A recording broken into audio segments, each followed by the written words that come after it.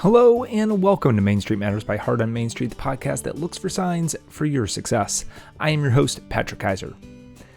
Imagine walking into a retail store and seeing no signs. It would honestly be a pretty jarring experience. But you're a smart shopper, you might say to yourself. I don't need signs to clutter my shopping experience. However, the more that you enter into this wordless wasteland, the more you become disoriented. There's nothing to tell you what to buy, where it's kept, or why you might buy it. There are no promotional materials to tell you what the product can do for you and when and how it can do it. Where are the items that are on sale? Where are the staff picks? What are things that are made in the United States or support a cause that you might support too? I guess there could be smoke signals or some semaphore system to guide you without signs, but on the whole, signs are necessary. Signage isn't just a visual element in the store, it's a silent guide that enhances your shopping experience. Yet we often overlook its impact unless it's poorly executed. Think back to a time when you were in a store and a poorly designed or distracting sign caught your eye. Unfortunately, these signs overshadow the role of all of the other well-crafted ones. In his book, Why We Buy, Paco Underhill believes that the correct signage is so important that he dedicates an entire chapter to the topic.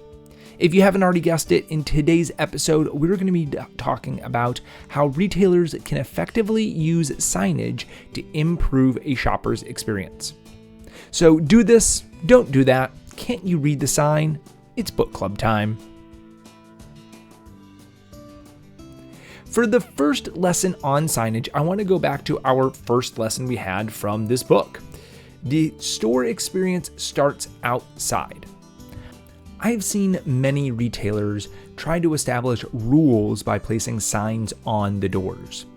No children under 16 unaccompanied by an adult. Backpacks must be left at the front of the store. No credit cards accepted. We could argue about why a store feels the need to have these rules or what it does to a shopper's mentality when the first interaction that they have with the store is to have rules thrown in their face. But that's subjective. I'd rather talk about the efficiency of signage to begin with. As we established in an earlier episode, when a shopper enters a store, they're moving at a rapid pace. It takes them about 10 to 15 feet for their body to even catch up that they are in a new location. Do you think they're actually reading the signs that are written, usually by hand on computer paper, and taped to the door or the window? How many times has a store had a closed sign clearly posted, yet people still walk up and try and push or pull their way through the door? And honestly, that's the one sign you'd expect them to look at on the outside. It doesn't matter how many times you vigorously underline no, nobody's going to read it. Instead, it's just clutter on the door. Even inside a store, getting someone to read something is no picnic. Underhill puts real numbers to this. Only 17% of people notice a sign. 12% of those people bother to read it. And they average 2.9 seconds if you're lucky reading the sign. 1 1,000, 2 1,000, 3, that's it. So a long-winded explanation of these handcrafted artisanal whatchamacallits that were made using an 1,000-year-old technique first devised by Nepalese monks. You lost me, I don't care.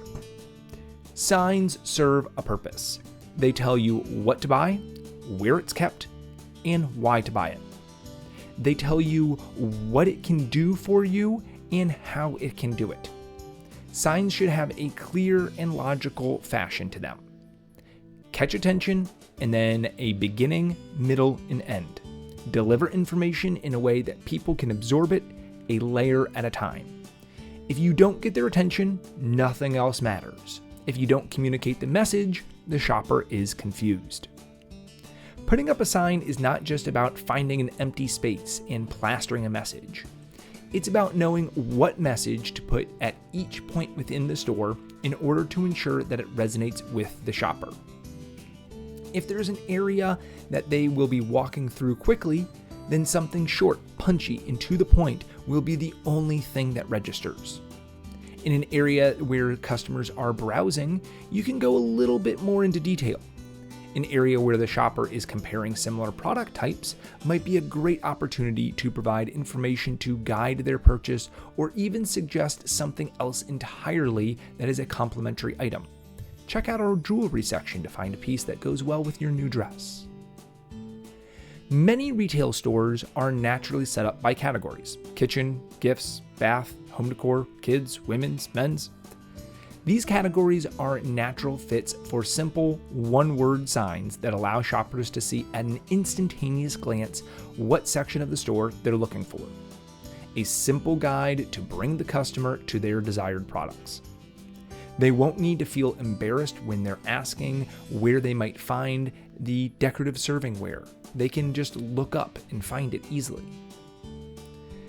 Signs are sometimes not looked at or read because the shopper has come in for a specific purpose. They are on a mission to get to a part of the store, and no sign, no matter how alluring, is going to stop them from reaching their goal. For this reason, it's important that signs are visible from all throughout the store. You're not just appealing to those that walk in the front and logically make their way around the shop. You also need to make signs visible to those who immediately went to the back and then are going to work their way forward. Many retail locations have clearance sections in the back. This has trained many shoppers to walk straight to the back and look for good deals. You want to make signs visible from the store's rear and placed on the pathway to the checkout. Underhill says that the best signage interrupts the person's line of sight or is placed in an area where people are already looking. Many stores have the habit of placing a sign above the cash wrap area, which is bad placement. No one stands in front of the cashier and looks directly up. So where are they looking instead? Either at the cashier or down where the payment machine is. Having a sign on something that is eye level to the cashier or next to the payment machine increases the likelihood of someone reading it. Likewise, having a sign where people in line can read is a good placement. But having the sign advertise something at the opposite end of the store where you'd have to leave line in order to go get it is a bad strategy. For all of our talk about sign placement and ways to grab attention, we should talk about what a sign should look like. Signs are excellent opportunities for a store to demonstrate its brand. They should be in brand colors, and they should use a brand font. If the brand colors are not contrasting enough, read those conversations that we've had about how eyesight changes as people age, you can always use a white base and then use the brand colors as accents on the sign. Branding is important in all parts of the store, but you especially want there to be consistent branding with the signs in your store. Consistent branding provides extra guidance to the shopper to look at the sign. They will know that this isn't just some random wording, but something that the store has put out specifically to draw your attention to information that they want to provide for you. Using the brand font means printed signs. They can be printed from your own computer or at a professional print shop on nicer paper. They can be glossy, laminated, or protected with a protected covering, whatever makes them look professional. The font should be big enough for people to read at a glance, or at least the headline should be. If its placement within the store allows for more time to read the sign, then you can have more underneath the headline as a description, and this can be in a smaller font. But the big thing is that they should not be hand-drawn and handwritten. It looks unprofessional and not thought through, as though you all of a sudden just realized that you needed something there and grabbed a marker and a piece of paper. The counterexample to this is something like Trader Joe's, where they have, as part of their brand, hand-drawn signs. These are professionally done by artists. If the retailer is artistically inclined and wants to do all of their signage in hand-done artistic manners, then that becomes part of the brand. But in general, black marker on white paper is not a brand, and you want your brand to be represented in the signage. Most people are not professional artists, nor are graphic designers. So websites like Canva are great for making professional signs. Retailers can upload brand colors and logos and then substitute them into pre-existing templates and have professional designs with little to no know-how involved. Signs can be a great opportunity to demonstrate the brand's voice and character by using different wording and tones. By using different wording, a retailer can show their customer a seriousness, a lightheartedness, a whimsical nature, or even a humorous side. This should be consistent through how the retailer represents themselves in person, online, and through their signs. People will come to know and appreciate the tone and attitude of the retailer through this voice. Something like clearance items, wallet watchers, and cheap shit all talk about the same thing, but convey different attitudes in the way that it's presented. We spoke in our previous episode that retailers should take into account the age of their shoppers for product placement. I briefly mentioned in that episode how signs fit into this concept. If there are products that are more frequently looked at by older shoppers, then using larger fonts and larger contrasting colors on the signs can make them easier to read for that customer base. For younger customers, you can try adding characters from popular TV shows or brighter and more colorful signs to catch their attention. For this age group, something without words and just images might be just as effective as a short headline. So over the next few weeks, I would like you to analyze the signage in your store. Walk through the store as though you were a customer. Do the signs that are in place catch your attention?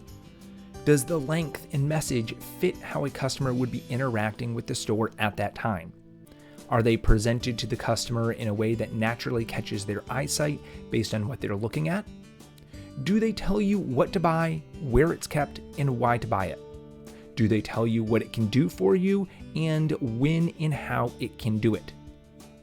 If you're in the back of the store, do any signs speak to you, or are they all forward-facing? Do they reflect the brand in colors and in voice? Do they take into account who might be buying the products around them and differ slightly to appeal more to that customer? When done correctly, signage can be powerful within a store, and it can help tell a story and guide a customer. When done poorly, it can be a distracting mess. So I can't wait to hear what you notice about your stores. Have a great week. Stay safe, shop local, and keep your heart on Main Street.